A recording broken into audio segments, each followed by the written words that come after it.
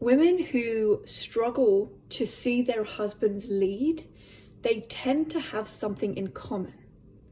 And that is that their nervous system is completely irregulated. They're anxious, they move a mile a minute, everything is done through a reaction. They have to have everything done quickly.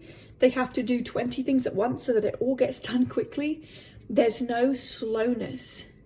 There's no peace, which means there's also very little grace in this woman. What you need to do is, first of all, you need to learn your husband's pace, because what you think needs to be done in a week, he might need a month or more. What you think he needs to do, God might not be asking him to do that. And if you keep thinking that you know best all the time, not only are you dishonoring your husband, but you're also dishonoring God, because God is the leader of your husband. It is up to him to lead your family. But if you keep interfering and you're the interfering wife, you're going to interfere and get in the way of your husband's calling. Did it ever occur to you that the opportunity that he could have had if he just acted quicker was actually just never for him?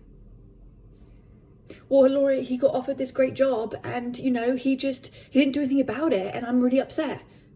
Well, maybe the job wasn't for him. Maybe you need to learn to trust what he knows, and to trust that the things that are for him, he will respond to. This is what I would advise. You have to have a season. Every woman needs to have a season of just you and Jesus. Now, when I teach women about marriage prep, this is part of it. If you're already married, you can still have this season. You and God together, no one else, nothing else. Just like how God created Eve in the garden, he put Adam to sleep. So there was no one around. It's just you and him, just Eve and him, right? So that he didn't have any distractions, so that he didn't have any interference, so that Adam, who's a worker and a leader, who would naturally say, I think she needs to be this way or that way, no interference, just her and God. And in that time, he molded her. She got to know him. She got to know his voice, and he created her just as he knew Adam would need. So you need a season where you are just intimate with God, nothing else and no one else. And you can do that in marriage. If you're separated, you can do it in separation. If you're preparing, you can do it in preparation.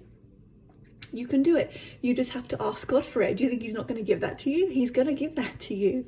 You need that season, because that is going to start to calm you and soothe you and regulate your nervous system so that you can position yourself next to your husband in a way that's not going to interfere, and you're not going to be anxious to try and run ahead every time and get ahead every time.